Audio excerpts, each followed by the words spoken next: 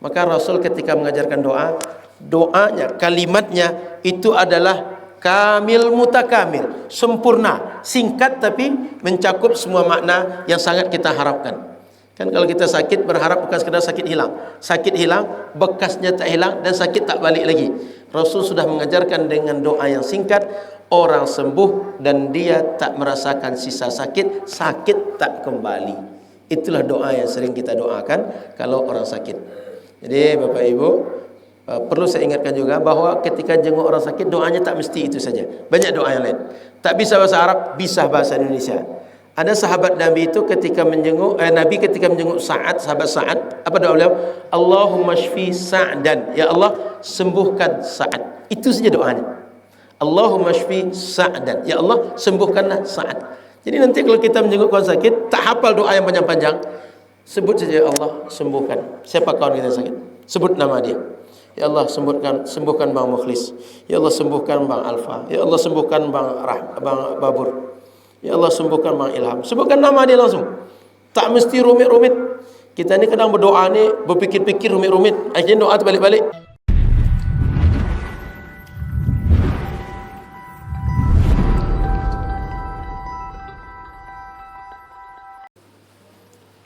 Assalamualaikum warahmatullahi wabarakatuh. Bismillahirrahmanirrahim. Alhamdulillahi rabbil alamin. Allahumma salli wa sallim ala sayyidina Muhammadin nabiyil ummi wa ala alihi wa ashabihi wa man tabi'ahum bi ihsan ila yaumiddin. Asyhadu an la ilaha illallah wa asyhadu anna Muhammadar Rasulullah sallallahu alaihi wasallam. Qala subhanaka la ilma lana illa ma 'allamtana innaka antal alimul hakim. Qala rabbi shrah li sadri wa yassir li amri wahlul 'uqdatam min lisani yafqahu qawli. Alhamdulillah, Bapak Ibu yang dirahmati Allah Subhanahu wa taala, pagi ini kita hadir di majlis yang sangat luar biasa. Kenapa? Majlis ini kata Rasul Riyadul Jannah, taman-taman surga. Membaca kitab namanya Riyadus Salihin min kalami Sayyidil Mursalin. Riyad, taman, salihin, orang-orang saleh. Taman surga berkumpul dengan taman orang saleh. Jadi hebat. Makanya beruntung abang-abang baik subuhan yang dicarinya sama seperti malaikat. Kenapa? Inna lillahi malaikatan sayyarah. Ada malaikat itu kerjanya dia cuma keliling-keliling dunia cari majlis. Apa yang cari majlisnya? Majlis zikir. Kalau sudah berjumpa majlis zikir, mereka bergabung, berkumpul dengan majlis itu. Lalu selesai majlis itu mereka balik ke tempat mereka biasa untuk bermukim. Ditanya oleh Allah, dari mana kalian? Tadi kami habis berkumpul dengan hamba-hamba engkau. Allah tanya, ngapain mereka? Mereka bertasbih pada engkau. Mereka memuji engkau. Mereka bertakbir pada engkau. Mereka bertahlil pada engkau. Lalu mereka minta apa? Minta surga. Pernah mereka lihat surga? Belum ya Allah. Bagaimana kalau mereka tengok surga? Belum tahu surga aja pengen masuk surga. Ada yang pernah tengok surga? Belum kan? Belum pernah tengok surga, belum tahu bagaimana hebat surga, pengen masuk surga. Lalu mereka minta berlindung dari apa? Kata Allah. Kata malaikat, mereka jangan sampai masuk neraka ya Allah. Allah tanya, pernah mereka lihat neraka? Ada yang pernah tengok neraka? Mimpi neraka pernah? Mana tahu ada pula mimpinya saking menakut mimpi neraka kan? Belum pernah tengok neraka, tapi mereka takut jangan sampai masuk neraka. Maka kata Allah Subhanahu wa taala, wahai para malaikat, saksikan oleh kalian, aku berikan permintaan mereka, aku ampuni dosa mereka, dan aku jauhkan mereka dari api neraka.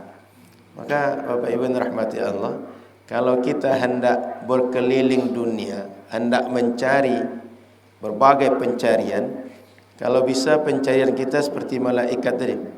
Pencariannya majlis yang membuat kita akan dikenang, majlis akan membuat kita mendapat tambahan rahmat, majlis yang akan buat kita selamat dunia dan di akhirat. Apa majlisnya? Majlis ilmu, majlis zikir. Ini di antara majlis itu. Jadi abang-abang bakir subuhan sehat pagi ini? Bapak ibu jamaah sehat? Saku masih aman? Sebab beras sudah mahal dah sekarang. Belum makan gratis lagi, beras sudah mahal. Jadi aman-amankan saku, aman-amankan iman. Takutnya nanti saku aman, iman tak aman. Mudah-mudahan aman semua, sehat zahir batin, sehingga jangan tinggalkan majlis ilmu. Karena kalau tinggalkan takutnya iman tak aman. Karena ke depannya belum tahu kita lagi nih. Tarif dasar listrik sudah meningkat dah, beras sudah mahal, BBM mau naik lagi. Jadi siap-siap banyak yang serba naik. Mudah-mudahan kita yang bertambah itu yang iman kita yang naik, ilmu kita yang naik, sehingga hidup ini seperti apapun beratnya kita bisa lalui insya-Allah. Baik, Bapak Ibu sahabat yang dirahmati Allah Subhanahu wa taala, kita lanjutkan pembacaan hadis. Hadis yang kita baca pagi ini insya-Allah hadis 175. Betul? Wa an Abil Abbas Sahal bin Sa'ad As-Sa'idi. Betul? Okey. Agar jangan sampai terlewat. Wa bihi ilahi qal. Wa an Abil Abbas Sahal bin Sa'ad As-Sa'idi radhiyallahu ta'ala anhu anna Rasulullah sallallahu alaihi wasallam qala yawma Khaybar la a'tiyanna rayata ghadan rajulan yaftahu Allahu ala yadayhi yuhibbullaha wa rasulahu wa yuhibbuhu Allahu wa rasuluhu fabata an-nas yadukuna laylatahum ayyuhum yu'taha falamma asbaha an-nas ghadaw ala Rasulillah sallallahu alaihi wasallam kulluhum yarju ay yu'taha faqala aina Ali ibn Abi Talib faqila ya Rasulullah huwa yashtaki aynayhi qala فأرسلوا إليه فأتي به فبصق رسول الله صلى الله عليه وسلم في عينيه ودعا له فبرئ حتى كأن لم يكن به وجع فأعطاه الراية فقال علي رضي الله تعالى عنه يا رسول الله أقاتلهم حتى يكونوا مثلنا قال انفذ على رسلك حتى تنزل بساحتهم ثم ادعوهم إلى الإسلام وأخبرهم بما يجب عليهم من حق الله تعالى فيه فوالله لأن يهدي الله به بك رجلا واحدا خير لك من حمر النعم متفق عليه قوله يدوكون أي يخوضون ويتحدثون وقوله رسلك بكسر الراء وفتحها لغتان والكسر أفصح. Baik, abang kakak sahabat rahmati Allah Subhanahu wa taala. Hadis yang kita baca dari jalur sahabat Abul Abbas Sahal bin Sa'ad As-Sa'idi. Sahabat Sahal ini adalah seorang sahabat Nabi yang dulu namanya Hazin. Hazin itu sedih. Kata Nabi, nama kamu saya tukar dengan Sahal. Kamu tidak sedih, tapi kamu Sahal. Sahal itu mudah, Sahal itu lancar, Sahal itu urusan lapang. Bapak Ibu pengen namanya didoakan dengan derita, sedih, lapang, bahagia. Mana yang dipilih di antara dua pilihan tadi? Sedih, kemudian derita, atau lapang dan bahagia? Lapang dan bahagia. Maka sahabat Nabi ini namanya tadinya adalah Hazin. Oleh Nabi SAW diubah namanya menjadi Sahal. Maka di sini sunnah atau boleh kalau ada orang namanya kurang baik, baik dari segi disebutnya tidak bagus disebut atau maknanya tidak bagus, itu boleh namanya dirubah, meniru yang dilakukan Nabi. Tapi kalau nama kita tidak ada aib, tidak ada makna negatif, tidak ada makna-makna yang mengandung makna yang buruk, tidak apa-apa tak dirubah. Nah, kita kan nama, apalagi orang Padang kan nama macam-macam kan. Macam saya entah apa sejarahnya nama Alnof. Ini orang Padang boleh dicek Alek, Agus, Henry. Dan dari mana asal nama-nama seperti itu? Tapi nama-nama itu familiar. Maka kalau ada orang nama tak berasal dari bahasa Arab, tidak ada filosofi yang diambil dari agama, tapi tidak bermakna negatif, tidak membuat aib, tidak malu kita pakai nama itu, tak apa-apa, tak dirubah. Artinya tak mesti setiap nama mesti dirubah. Namun jika kita memandang nama kita kurang baik, nama kita maknanya tidak positif, kita rubah, boleh. Seperti yang dilakukan sahabat Nabi terhadap periode hadis ini yang bernama Hazin awalnya, kemudian diberi nama oleh Nabi dengan Sahal. Beliau ini adalah seorang sahabat Nabi yang wafat terakhir di Madinah.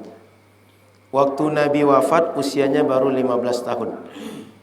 Artinya muda-muda usia kita. Ada yang usia 15 ini nih. Ini Mama Barikers ini rata-rata 15 tahun, 30 tahun lalu nih. 20 tahun lalu.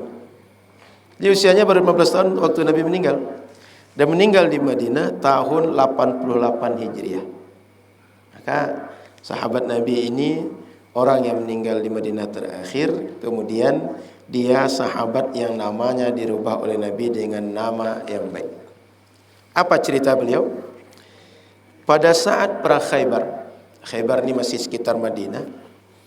Sudah lama untuk menaklukkan Khaybar, berapa kali diusahakan belum berhasil.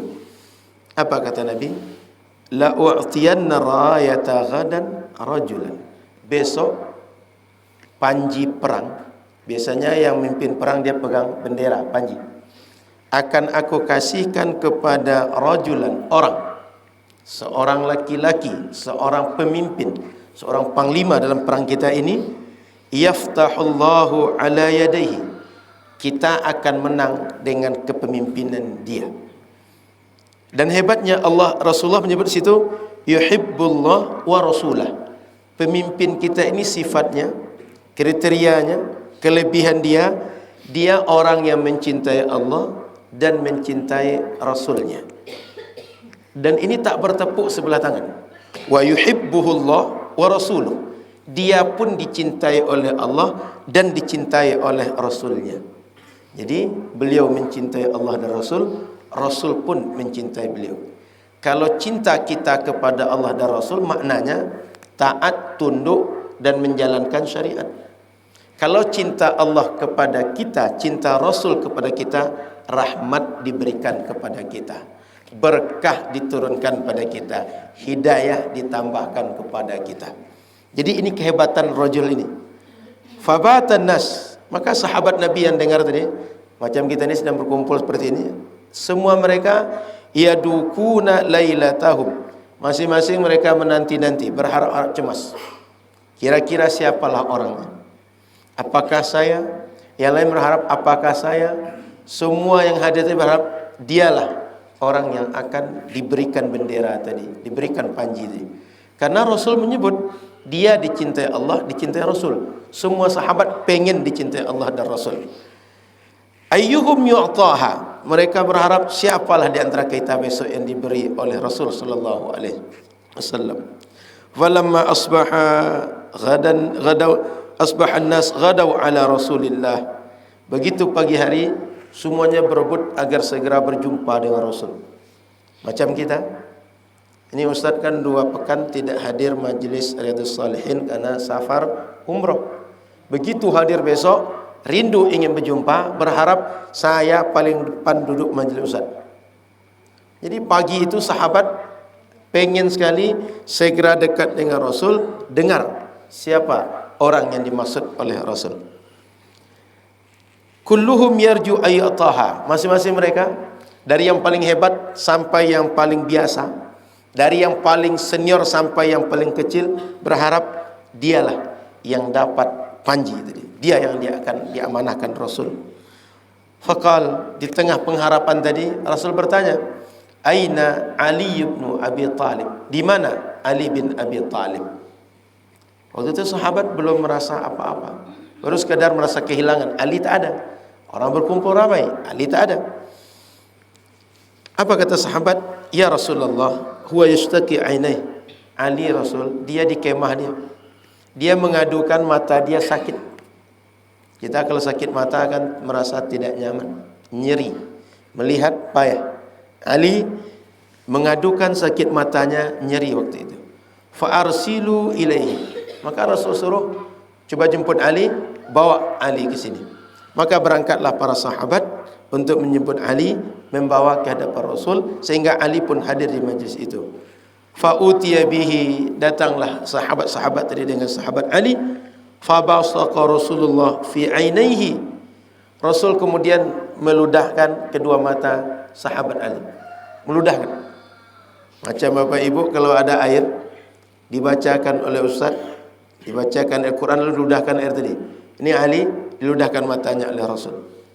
Fabari'a, sembuhlah Sayyidina Ali hatta ka'allam yakun bihi wajah. Begitu sembuh tadi, Ali seakan merasa tak pernah ada sakit di mata beliau. Hilang sakitnya, hilang bekasnya. Tak sekedar sakitnya hilang, tapi kedua-duanya hilang, sehingga merasa seakan tak pernah ada sakit. Kalau Bapak Ibu sakit mata diludahi oleh suami, kira-kira gimana, Bu? Oh, jangan-jangan makin naik pitam ya, Bu. Abang ini nampaknya dah bosan dengan aku. Sudahlah awak sakit, diludahi pula awak. Itu abang-abang ni diludahi oleh isteri, jangan-jangan marah dia. Kau ni dek makin kurang ngajar dengan aku ya. Mentang-mentang sakit mata tak bisa aku lihat tangan kau ludahi aku. Maka Nabi SAW ludahnya tak sama dengan kita.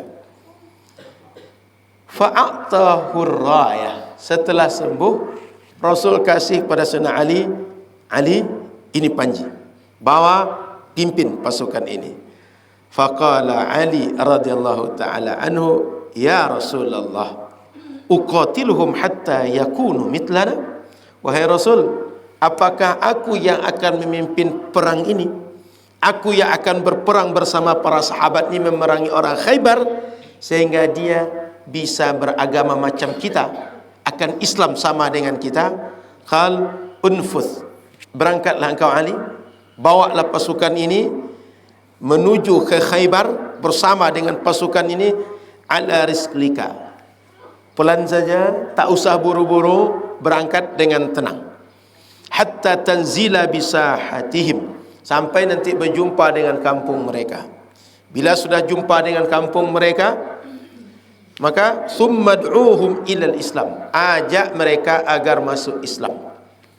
Wa akhbirhum, dan kasih tahu mereka, ajarkan kepada mereka, bima yajibu alaihim min haqqillahi ta'ala fih, ajarkan mereka apa saja yang wajib mereka tunaikan bagi mereka kewajiban kepada Allah Subhanahu wa taala dalam beragama Islam. Kasih tahu salat, kasih tahu puasa, kasih tahu zakat, kasih tahu kewajiban-kewajiban sebagai seorang muslim. Wallahi, maka demi Allah, la ayyahdiyallahu bika rajulan wahida, andai ada orang dapat hidayah gara-gara engkau, satu orang cuma, khairul laka min humrin na'am, itu lebih baik bagi engkau, lebih besar pahala bagi engkau, lebih banyak rahmat yang engkau terima daripada engkau punya seekor onta merah. Onta merah ini di zaman itu adalah sebagai sebutan, istilah kendaraan paling mahal, kendaraan paling mewah, kendaraan paling bergengsi di zaman itu. Jadi orang kalau ingin menyebut kendaraan bergengsi, humrun ni'am. Ini Lamborghini kayak sekarang, atau kendaraan yang mewah, yang mahal-mahal. Apa saja yang Bapak Ibu kenal yang mahal-mahal, aku kira itulah gambarannya di zaman Rasul sallallahu alaihi wasallam.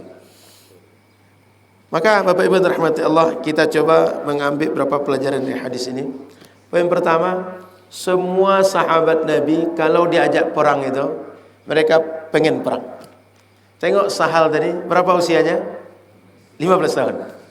Jadi sahabat-sahabat Nabi ketika perang Badar, perang Uhud, perang Khaybar, perang apa saja, yang remaja-remaja usia 13, 14, 15 itu berebut agar bisa ikut perang. Oleh Nabi SAW diuji, mana yang sudah kokoh, sudah kuat, dah siap, dah matang, dah dewasa. Yang sudah matang siap boleh ikut perang. Yang tidak, suruh mereka persiapkan diri dulu. Tapi perlu diingat Bapak Ibu, siapapun yang berangkat perang, jangan sampai dia dapat pahala besar dalam perang, dapat berjihad, dia di rumah menyisakan derita yang lain untuk keluarganya. Maka ada sahabat Nabi, dia izin berangkat pada Rasul, cuma di rumah ada mak dia. Mak ini tak ada yang ngurus kecuali dia. Jadi dia ini kalau perang tak ada yang ngurus maknya. Kalau ngurus maknya tak bisa ikut perang. Dia pilih ikut perang. Apa kata Rasul? Balik engkau ke rumah. Ketika engkau berangkat, mak engkau sedih, mak engkau pesimis, tak ada yang mengurus dia.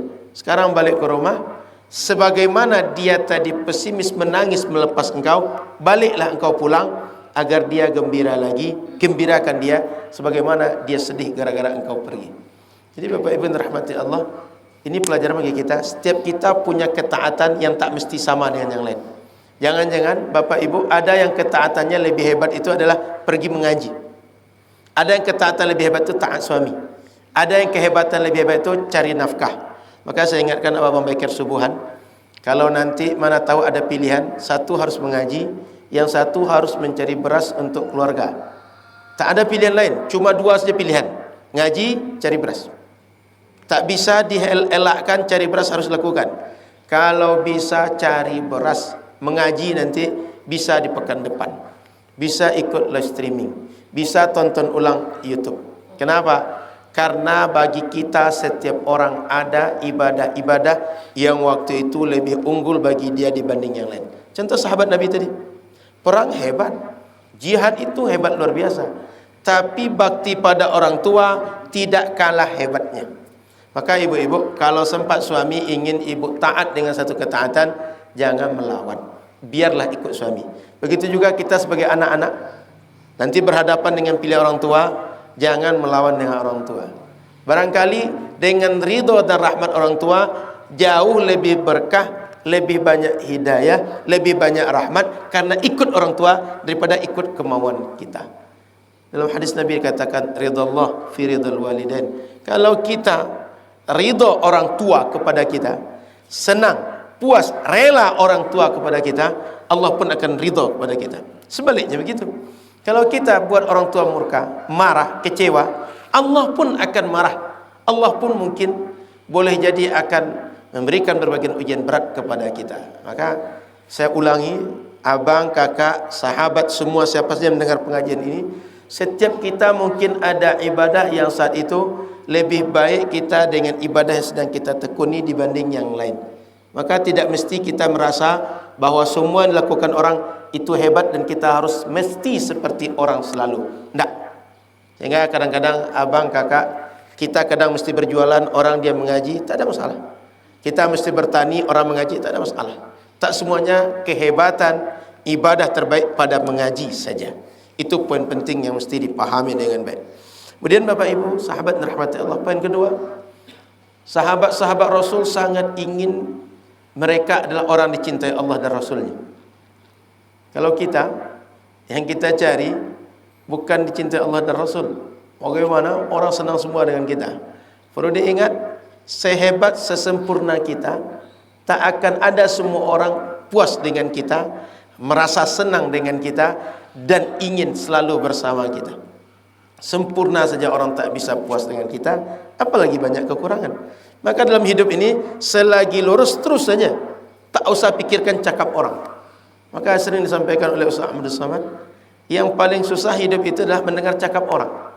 Kalau sekadar hidup mudah, pagi bangun, ada beras tanak, anak mau sekolah mandikan anak, siapkan anak, antar anak. Nanti selesai anak sekolah jemput lagi, kita lanjutkan kerja kita. Sampai tidur banyak urusan yang gampang. Tapi mendengar cakap orang habis energi. Perasaan kita tak terkendali, pikiran kita sempit. Boleh jadi setelah itu kolesterol pula bangkit, asam urat pula naik, banyak penyakit yang akan timbul gara-gara emosi yang tak stabil. Maka abang kakak sahabat rahmat Allah Subhanahu taala, kita puaskan diri kita. Kalau rasanya yang kita buat ni sudah cukup sesuai dengan agama, dah biarlah Allah dan Rasul yang akan menilai. Orang lain mau cakap apapun, tak akan pernah kita puaskan semua orang. Biarlah orang cakap apapun, yang penting kita lurus. Selama lurus, orang bercakap apapun terus saja, tak peduli dengan orang. Karena menunggu orang semuanya memuji kita, diam mensupport kita, itu sampai kiamat pun tak akan pernah terjadi. Maka sahabat-sahabat Rasul mereka hebat. Yang mereka kejar, mereka mencintai Allah dan Rasul, dicintai oleh Allah dan Rasul. Dan itu yang ketiga, semua mereka kalau perang ingin mereka itu adalah bisa berbuat yang terbaik. Kalau kita ketika diumumkan siapa yang siap berangkat Palestin, siap, Allahu Akbar. Ketika ditanya nama-nama, ya kita tulis list siapa siap berangkat besok ni.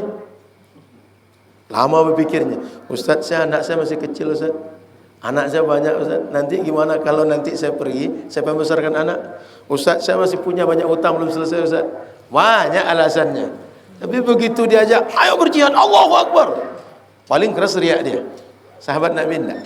Ketika diajak perang, diajak memimpin, diajak paling depan, siap. Nabi pun begitu. Jadi Nabi itu kalau perang bukan orang di belakang, yuk maju terus ke sana ke sini, tidak. Rasul di depan. Rasul mengatur dan Rasul memimpin. Maka Rasul itu beliau adalah qaid, panglima yang diikuti, bukan orang follower. Kalau kita ini follower aja kebanyakan, sehingga tak siap dengan resiko. Rasul paling siap mengemban resiko. Rasul paling siap dia mati dibanding kita siap mati. Maka Bapak Ibu sahabat rahmati Allah Subhanahu wa taala, inilah pemimpin yang hari ini tak ada orang bisa meniru. Bahkan sejak Rasul sampai sekarang meninggal, tak ada orang bisa meniru. Oleh karena itu, usahakan Bapak Ibu, kita minimal support kebaikan. Kalau tak bisa, menjadi orang yang memimpin kebaikan. Lalu Bapak Ibu rahmati Allah Subhanahu wa taala, poin yang keempat, mukjizat Rasul sallallahu alaihi wasallam. Di ludah Rasul sembuh. Ini mukjizat. Maka dahulu para sahabat itu banyak yang langsung menyaksikan mukjizat Rasul. Ada yang berwudu dengan air yang keluar dari sela-sela jari Rasul. Dan kejadian ini banyak. Ada yang pengikutnya 500 orang, ada yang 300-an orang, ada yang 70 orang, ada yang ratusan orang. Kejadian ini berulang. Sehingga mukjizat Rasul ini mukjizat hakiki. Bapak Ibu rahmati Allah, perlu dipahami dengan baik. Antara sihir dengan mukjizat bedanya adalah sihir itu hanya tipuan mata. Nampak oleh kita, misalnya tongkat jadi ular. Ular itu cuma nampak di mata. Hakikinya tetap tongkat yang sedang meliuk-liuk. Ketika tukang sihir Fir'aun berhadapan dengan Nabi Musa, tukang sihir Fir'aun itu kaget ketika tongkat Musa betul-betul jadi ular. Mereka, tongkat mereka, tali mereka, apapun yang dilempar itu semuanya tetap seperti bentuk asli. Cuma pandangan orang melihat itu adalah ular yang sedang menjalar-jalar, ular yang sedang memangsa, ular yang sedang mencari lawan. Beda dengan tongkat Nabi Musa. Maka tukang sihir Fir'aun karena tahu beda sihir dengan bukan sihir, saat itu mereka ketakutan. Ini Musa bukan sihir, betul-betul jadi ular. Maka mereka semuanya merasakan kehebatan Musa dan mereka beriman dengan Musa. Jadi Nabi ini mukjizat. Ketika Sayyiduna Ali sembuh matanya, itu betul-betul sembuh. Bukan sekedar pandang mata orang, bukan sekedar Ali merasa sembuh, tidak, sembuh betulan. Sahabat melihatnya juga sembuh. Maka ketika Rasul belah bulan, itu bukan sekedar pandangan orang, bulan itu terbagi dua, tapi betul-betul terjadi. Maka peneliti secara sains pun menemukan bekas bahawa bulan pernah dibelah. Orang Quraisy ketika ditanya, mereka memang menyaksikan bulan terbelah pada satu malam. Dan itu bukan orang yang waktu itu hadir di majlis Rasul yang menantang Muhammad, kalau engkau Nabi, belah bulan. Orang jauh, macam kita sekarang. Di sini ada orang menantang Muhammad, kalau engkau betul Nabi, coba belah bulan. Dibelah Nabi dari sini. Bisa. Orang sini melihat bulan terbelah. Tapi yang menyaksikan, yang menyebut bahawa bulan memang terbelah itu kayak kita orang yang berada di Simpang 4 Panam, yang ada di Pasar Pagi, yang ada di Pasar Cipuan, yang ada di Pasar Kodim, yang ada di Pasar Bupa dan segala macam. Orang jauh yang menyaksikan, yang mereka tak tahu kejadian, cuma kaget bulan kok berbelah menjadi dua. Maka kejadian mukjizat Nabi hakiki. Kalau air keluar dari tangan Nabi itu betul-betul air, sehingga yang dirasakan sahabat berwuduk betul-betul air, sama dengan air yang lain dirasakan sahabat yang tak berwuduk dengan itu. Ketika makanan sedikit, lalu sahabat ramai akan makan, Nabi menjadikan banyak makanan. Itu betul-betul makanan, bukan tipuan orang melihat ada makanan sehingga merasa kenyang. Tak, betul-betul makanan. Sahabat tu makan real makanan dan kenyangnya real. Jadi Bapak Ibu nanti boleh juga diuji. Kalau beras makin mahal nanti, mana tahu sampai di rumah pergi ke dapur pura-pura pegang pula makanan. Mana tahu tambah banyak beras itu sendiri kan. Tambah banyak pula yang di belakang itu apa saja yang akan dimasak. Nah, sehingga tak capek-capek keluarkan uang banyak. Rasul SAW mukjizatnya hakiki. Makanya satu di antara tanda keimanan Rasul adalah mukjizat. Bahwa mukjizat Rasul ketika diuji orang betul-betul terjadi. Hari ini mukjizat tak ada, tapi karamah wali Allah, maunah orang soleh masih terjadi.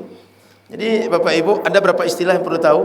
Ada mukjizat, ini adalah kejadian yang tak biasa terjadi, tapi dilakukan hanya oleh Rasul saja. Dua, karamah, kejadian tak biasa, ini dimiliki para wali Allah. Yang ketiga, maunah, ini orang-orang bukan wali macam kita biasa, tapi dia diberikan Allah kelebihan-kelebihan. Ada saja yang nampaknya tak biasa terjadi pada dirinya. Kemudian ada lagi istidraj. Istidraj ini adalah kelebihan yang diberikan kepada orang tak beriman kepada Allah. Ya, kayak orang-orang sekarang lah, punya banyak cuan padahal tak beriman. Punya banyak uang padahal tak beriman, padahal tak solat. Maka kalau kita dapat kelebihan, berharap jangan sampai istidraj ini. Kenapa? Kalau dapat istidraj, itu artinya di akhirat semakin besar hujjah Allah untuk menghukum, mengazab kita di akhirat. Ketika kita tidak taat, makin jauh kepada Allah karena Allah bukakan berbagai kelebihan, itu justru membuat kita makin susah di akhirat. Jangan berharap dapat istidraj. Mudah-mudahan kita semua diberikan Allah pertolongan untuk taat dan selalu berada dalam ketaatan saja. Amin ya rabbal alamin. Lanjut. Wada'alahu, Rasul berdoa untuk Ali. Ini kelebihan doa Rasul dibanding doa kita. Doa Rasul itu kalau berdoa langsung dikabul Allah. Doa kita juga dikabul, tapi kemungkinan doa kita dikabul ada tiga Bapak Ibu. Satu, dikabul seperti permintaan. Contoh, ya Allah, saya pengen umroh bareng Ustaz di bulan Oktober nanti. Jadi insyaAllah kalau yang tak dapat umroh Februari ini, Oktober 2024 ada umroh akbar lagi. Yang mau ikut, silakan dari sekarang cicil-cicil dulu. Ya, mudah-mudahan rezeki kan tak tahu pintunya dari mana kan. Ya, doa aja sekarang dulu. Mana tahu nanti yang hadir subuh ini semuanya umroh akbar 2024 di bulan Oktober nanti. Amin. Amin aja dulu. Mengamin aja takut. Jadi Bapak Ibu rahmati Allah Subhanahu wa taala, kita doa kita mungkin pertama diberikan seperti permintaan kita. Yang kedua, Allah tak kasih seperti permintaan kita, tapi dihindarkan dari sebaliknya yang kita takutkan terjadi dan yang kita doakan. Kita minta kaya kepada Allah, Allah tak kasih kaya, tapi Allah hindarkan semua hal menyebabkan kita hidup susah, hidup serba kekurangan. Kita minta kepada Allah, ya Allah jadikan saya PNS, berharap kita hidupnya cukup. Allah tak jadikan PNS, tapi yang kita takutkan nanti anak tak sekolah, kalau berobat tak ada uang, kalau mau tempat tinggal tak ada rumah. Allah tak berikan semua yang kita takutkan itu, dihindarkan dari segala ketakutan, kebalikan doa-doa kita. Itu dua. Yang ketiga, Allah jadikan setiap doa kita sebagai pahala yang ini disimpankan untuk kita di surga, nanti ditengokkan kepada kita. Jadi Bapak Ibu, nanti amal kita tu macam hidangan dihidangkan di depan kita. Ini ada hidangan khusus pahala doa, ini hidangan khusus pahala sedekah, ini hidangan khusus pahala puasa, ini hidangan khusus majlis ilmi.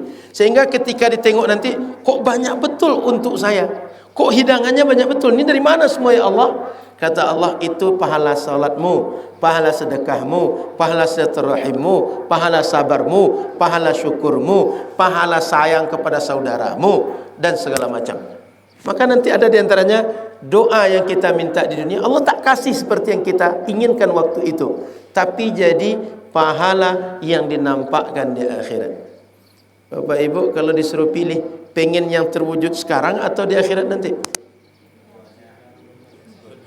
Itulah orang kita. Asal minta tu kalau dapat, semuanya dapat. Jadi Bapak Ibu rahmati Allah, kalaulah boleh memilih, tak ada pilihan kecuali satu di antara dua saja, sebenarnya lebih baik yang dapat di akhirat. Tapi di kita katanya pengen dapat di akhirat, cuma ketika tak dikabulkan di dunia, kesal juga, marah juga, betul, buruk sangka juga, pesimis juga kepada Allah. Jadi Bapak Ibu sahabat rahmat Allah SWT, poin yang ingin saya sampaikan adalah ketika tiga bentuk dikabulkan doa tadi, ini semoga menjadi optimis bagi kita. Jangan pernah pesimis dalam berdoa. Selalu berharap, berdoa, dan mudahkan hati kita berdoa. Sayyidina Umar bin Khattab, dia tak sedih kalau doanya tak diberi seperti permintaannya. Tapi yang dia khawatirkan adalah kalau hatinya tak mau berdoa. Kenapa? Karena kalau hati tak mau berdoa, itu kemungkinan satu di antara dua. Satu, tak yakin dengan Allah, pesimis, dan itu tak baik, berarti iman kita bermasalah. Yang kedua, kalau kita tak mau berdoa kepada Allah, berarti sombong, iman juga masalah. Maka Bapak Ibu yang dirahmati Allah, Sayyidina Umar dia tak risau kalau dia tak diberi seperti permintaan dia. Yang dia risau adalah kalau hati sudah tak mau berdoa. Maka Bapak Ibu jangan takut untuk berdoa, berdoa saja. Mudah-mudahan kita akan dapat satu di antara tiga kebaikan tadi. Serius berdoa, berharap insya-Allah akan dapat satu di antara tiga tadi. Poin yang ke-6, tadi hebatnya mukjizat Rasul, begitu Sayyiduna Ali sembuh, hilang penyakit, tak ada rasa nyeri. Makanya kita sering mendoakan kalau kita menjenguk kawan kita sakit, Allahumma rabban nas muzhibal ba's ishfi anta syafi la syafi'a illa anta. Kata kita setelah itu, Allahumma shfihi shifaan la yughadiru saqama. Kita sering berdoa, ya Allah sembuhkan dia, dan setelah itu jangan sisakan lagi sakitnya ya Allah. Berharap seperti Sayyidina Ali tadi. Itulah hebatnya doa yang diajarkan Rasul. Ketika mendoakan orang, tak sekedar sakit hilang, tapi bekas sakit pun hilang dan orang tak merasa sakit setelah itu. Maka Rasul ketika mengajarkan doa, doanya, kalimatnya itu adalah kamil mutakamil, sempurna, singkat tapi mencakup semua makna yang sangat kita harapkan. Kan kalau kita sakit berharap bukan sekadar sakit hilang. Sakit hilang, bekasnya tak hilang, dan sakit tak balik lagi. Rasul sudah mengajarkan dengan doa yang singkat, orang sembuh dan dia tak merasakan sisa sakit, sakit tak kembali. Itulah doa yang sering kita doakan kalau orang sakit. Jadi Bapak Ibu, perlu saya ingatkan juga bahwa ketika jenguk orang sakit, doanya tak mesti itu saja. Banyak doa yang lain. Tak bisa bahasa Arab, bisa bahasa Indonesia. Ada sahabat Nabi itu ketika menjenguk Nabi ketika menjenguk sahabat Sa'ad, apa doa beliau? Allahumma shfi Sa'dan, ya Allah sembuhkan Sa'ad. Itu saja doanya. Allahumma shfi Sa'dan, ya Allah sembuhkanlah Sa'ad. Jadi nanti kalau kita menjenguk kawan sakit, tak hafal doa yang panjang-panjang, sebut saja, ya Allah sembuhkan siapa kawan kita sakit, sebut nama dia. Ya Allah sembuhkan Bang Mukhlis. Ya Allah sembuhkan Bang Alfa. Ya Allah sembuhkan Bang Babur. Ya Allah sembuhkan Bang Ilham. Sebutkan nama dia langsung. Tak mesti rumit-rumit. Kita ni kadang berdoa ni berfikir-fikir rumit-rumit, akhirnya doa terbalik-balik. Makanya Bapak Ibu rahmati Allah Subhanahu wa taala, berdoa tak usah kita paksa-paksakan, harus bahasa Arab, harus sesuai dengan ayat Quran, hadis Nabi, dan tak mesti begitu. Lebih baik doa itu yang datang dari hati, yang maksudnya sampai, dan kita tak berat untuk rumit-rumit memikirkan redaksinya. Makanya saya sering tanya orang, Ustaz, kami kalau begini apa doanya? Bagaimana cara berdoanya? Saya bilang, ibu bapak tak usah membuat rumit. Bilang pada Allah, ya Allah, saya lagi sulit, pengen dimudahkan urusan. Bilang gitu aja. Allah tahu maksud-maksud setiap doa kita, akan dikabulkan setiap doa kita.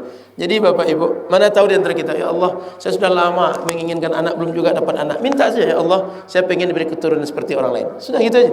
Tak usah repot-repot. Apa doanya Ustaz? Gimana caranya?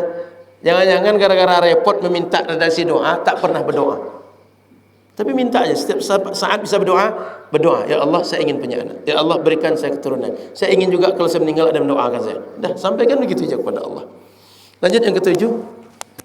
Ketika itu Sayyidina Ali radhiyallahu taala anhu, beliau memastikan diri kepada Rasul ketika dikasih panji. Beliau memastikan Rasul, apakah aku yang akan memimpin perang ini?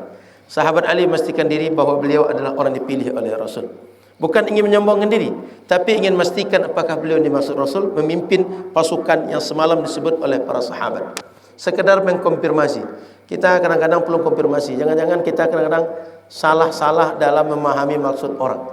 Nah, sudah itu baperan, sudah itu marah-marah kerja kita. Nah, jadi kalau ada orang bicara, ada yang tak jelas, kalau ada orang menyuruh sesuatu, jika kita ingin konfirmasi, konfirmasi langsung. Jangan sampai di belakang bercakap banyak. Kita ini kadang-kadang ketika disuruh iya aja, pas di belakang kok saya terus sih, kan ada yang lain. Nah, kalau ingin konfirmasi, ingin memastikan, ingin komplain, di depan, jangan di belakang.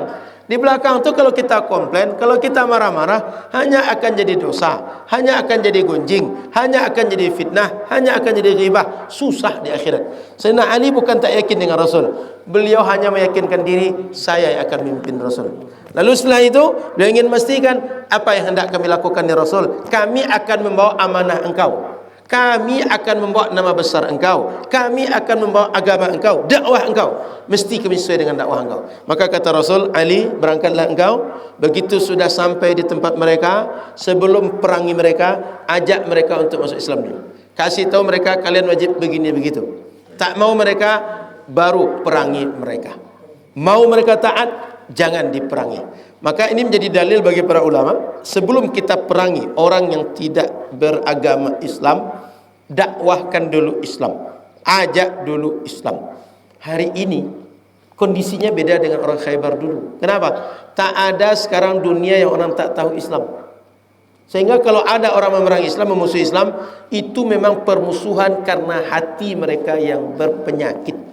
Kalau dulu ada kemungkinan orang itu tak tahu, karena memang mereka datang Rasul di zaman mereka itu baru saat itu datang. Sebelumnya belum datang. Maka wajar mereka ada yang tahu, ada yang tak tahu.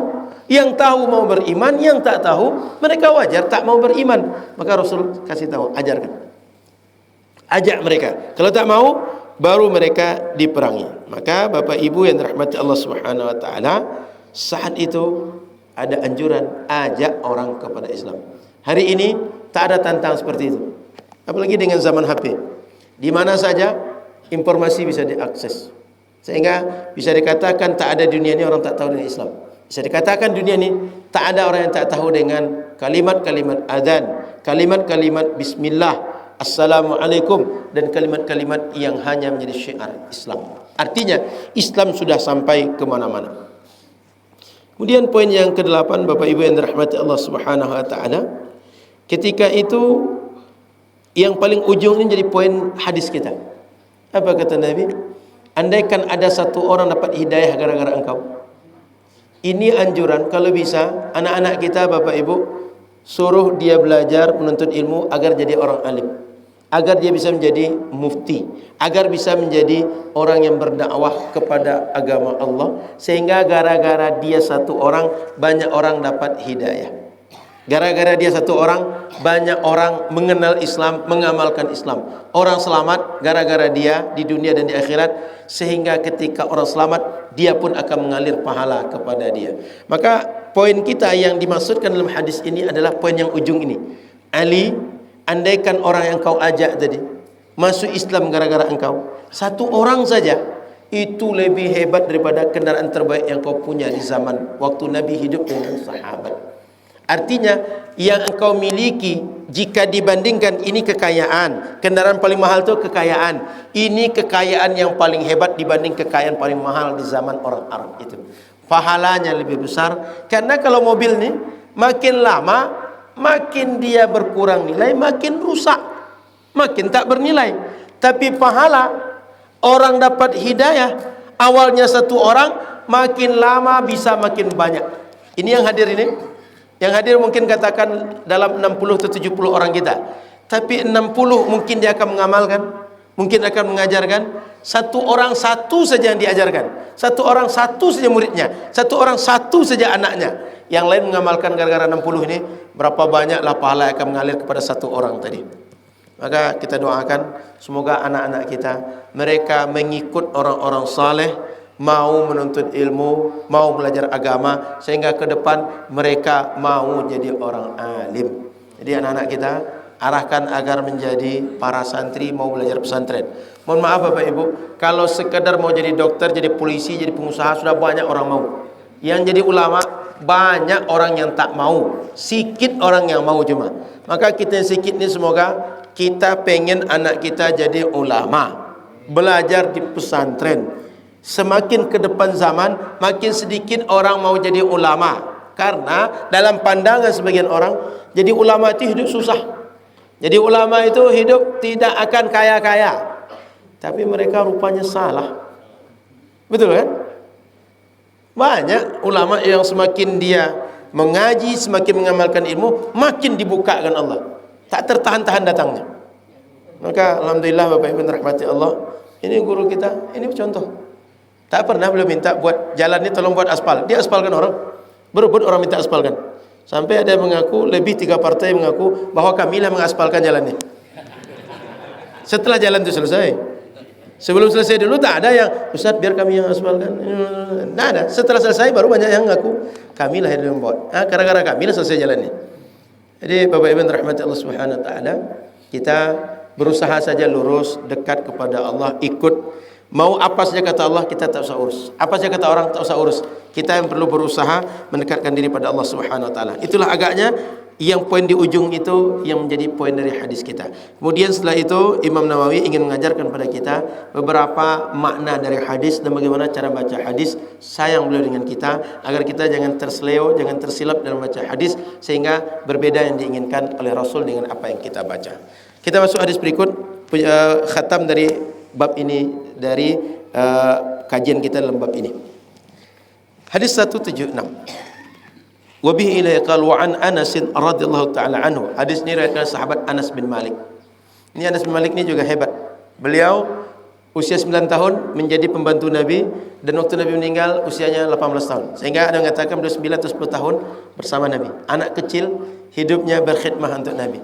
Kita sudah setua ini, sudah seumur banyak ini umur kita, sudah berapa lama kita berkhidmah untuk agama? Ini anak kecil mau berkhidmah untuk agama. Padahal usia itu usia puber, pengen sedang menunjukkan akunya, hebatnya dia.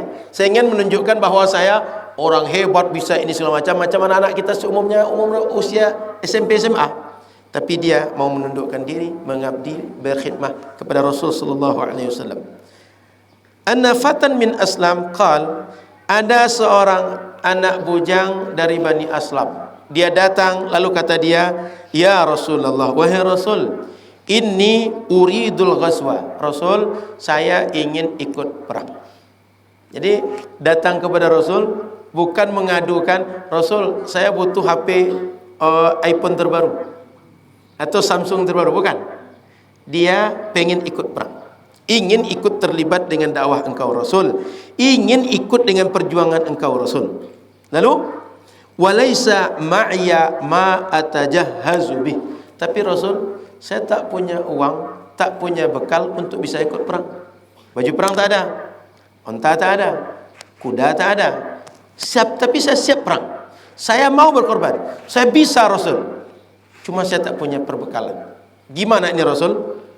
Qal i'ti fulanan. Kalau gitu pergi ke rumah si anu, si fulan. Fa innahu qad kana tajahaza famarid. Ada orang dia sudah siap-siap perang, cuma begitu akan berangkat dia sakit. Sehingga bekalnya ada tapi dia tak bisa. Sekarang engkau bisa, bekal tak ada. Paham? Mau berangkat, siap, bekal tak ada. Yang tadi mau berangkat, badan tak bisa berangkat, bekal ada. Gimana kira-kira solusinya? Maka yang siap bekal berikan kepada yang siap badan. Yang tak siap badan istirahat dulu. Rasul kasih tahu, berangkat temui dia, sampaikan kepada dia, fa'atahu Maka orang tadi yang disuruh Rasul datang kepada laki-laki yang sudah siap tapi dia sakit. Faqala Rasulullah SAW, kata Rasul kepada orang yang suruh datang tadi, pada anak muda tadi, yuqri'ukas salam. Faqala Rasulullah yuqri'ukas salam, katakan kepada mereka Rasul titip salam untuk engkau, baca salam kepada dia. Wa yaqulu, dan kata Rasul, a'tini alladhi tajahhazta bih, berikan kepadaku, Rasul bilang, berikan kepadaku bekal engkau untuk perang agar aku gunakan untuk perang. Faqal, begitu sahabat tadi dengar pesan Rasul, apa yang dilakukan oleh sahabat tadi? Dia ingin segera kerjakan yang diperintahkan Rasul. Tak berpikir dia. Tak dia bertanya lagi, ini betulkah Rasul suruh? Sahabat begitu, asal Rasul suruh, mereka tak pikir panjang. Ini Rasul suruh, langsung kerjakan. Maka begitu Rasul sudah perintahkan, dia langsung kerjakan, bahwa dia serahkan bekal kepada orang disuruh oleh Rasul. Apa kata dia pada istrinya? Ya fulanah, wahai istriku. Fulanah ni sebagai kata ganti daripada upiak kalau bahasa kita. Neng, roh rumah. Itu endok bareh. Macam mana pakai endok bareh sekarang? Jadi mam gitu. Kira gitu. Faqala ya fulanah a'tihi, tolong berikan kepada dia semua bekal tadi yang sudah aku siapkan, alladhi tajahhaztu bih wala tahbisi minhu syai'a, yang sudah aku siapkan tadi tolong kasih dia semua, jangan tunggu-tunggu lagi, jangan lambat-lambat, segera kasihkan semua yang sudah aku siapkan, segera kasih ke dia. Ini Rasul yang suruh perintahkan agar diberikan kepada dia. Fawallahi la tahbisi minhu syai'a fayubaraka laka fihi, rawahu Muslim. Maka demi Allah, jangan satupun engkau tahan wahai istriku, kasih ke dia semuanya, Allah akan berikan keberkahan kepada orang ini, dan kepada kita juga akan diberikan keberkahan oleh Allah. Apa dalil hadis pada bab kita? Bahwa kan bab kita menunjukkan kepada kebaikan. Rasul di situ karena tahu ada pasukan yang tak siap berangkat sebab dia sakit, ditunjukkanlah agar orang yang siap perang, ini caranya engkau bisa perang. Jadi Rasul orang yang menunjukkan kepada kebaikan, jembatan kepada kebaikan. Maka di kita kalau punya data, punya informasi, punya penjelasan tentang keadaan orang sekitar kita, gunakan informasi ini untuk menjembatani orang-orang sekitar kita. Kalau ada kita lihat di antara kita ini ada orang dermawan, cuma dia kalau asal sedekah bingung. Kita tahu jika ada orang lagi butuh, hadapkan ke dia. Pak, ini orang ini susah Pak, sudah sekian lama dia tak makan, sudah sekian lama anaknya mau sekolah tapi tak bisa sekolah, Bapak mungkin bisa bantu dia, kita pertemukan. Atau ada orang, dia ini orang baik, orang kaya, pengen wakaf, tak tahu mau wakaf ke mana, sampaikan, Ustaz, Pak, ini kita sedang bangun pesantren Az-Zahra, Bapak bisa berwakaf sini. Kita sedang membangun pesantren Nurul Azhar, Bapak bisa wakaf sini. Pak, kita tiap bulan punya gerakan bagi beras, kita punya khitanan, Bapak bisa berperan ikut menyumbangkan beras atau menyediakan dana personal khitanan. Kita berikan informasi kebaikan, sehingga dengan informasi kita orang berbuat baik. Itulah yang ingin dipesankan Rasul kepada kita. Siapa saja punya informasi kebaikan, siapa saja punya data kebaikan, siapa saja bisa menjembatani orang, kita menghubungkan antara orang baik dengan orang baik. Itulah kenapa kami di Tabung Wakaf Umat buat yayasan menjembatani agar orang bisa sedekah sampai sedekahnya kepada orang perlu sedekah, agar orang bisa wakaf sampai wakafnya kepada orang perlu wakaf. Alhamdulillah, sebagai berasa syukur pada Allah, kemarin Ahad kita buat majlis sama Quran. Quran dibacakan 30 juz mulai dari Al-Fatihah, a'udzubillahi minasyaitonir rajim tu sampai An-Nas, selesai dari setelah subuh sampai sebelum Isya. Kita baca di rumah Quran Nurul Azhar yang Jalan Paus. Sehingga berapa banyaklah pahala yang akan mengalir pada orang berwakaf rumah itu dulu. Berapa banyaklah pada orang sedekah sehingga program-program untuk wakaf umat bisa bergulir. Alhamdulillah kita majlis sama Quran 30 juz sudah. Majlis sama Sahih Bukhari, khatam dalam 10 hari sudah kita buat. Rizal ikut kan? Tak ikut waktu itu. Tapi di antara kita mungkin ada yang ikut. Datang Syekh dari Maroko, selesai Sahih Bukhari. Sudah itu bagi beras setiap bulan 7 ton beras, Alhamdulillah rutin kita bagikan. Sudah itu kita undang masyayikh dari Arab, dari Timur Tengah, baca kitab. Ini termasuk kitab ini Ahlus Sunnah ini, dalam sekitar 134 halaman, timbal balik ni selesai dari jam 9.30 pagi sampai sebelum asar dibaca di hari Ahad sebelumnya, tanggal 18 Februari. Jadi alhamdulillah majlis-majlis seperti ini kita buat, mudah-mudahan keilmuan bangkit di kita. Jadi kita tak perlu menangisi, meratapi ini kok Wahabi yang berkembang di Riau. Nah, ini kok ajaran-ajaran sesatnya berkembang di Riau. Kita tak perlu ketika ada gelap, tak perlu sekadar memarahi ini lampu kok mati terus. Hidup aja lilin kita, hidup aja petromak kita, hidup aja lampu kita. Kalau lampu kita hidup, awalnya mungkin cahaya kecil, nanti dia akan membesar.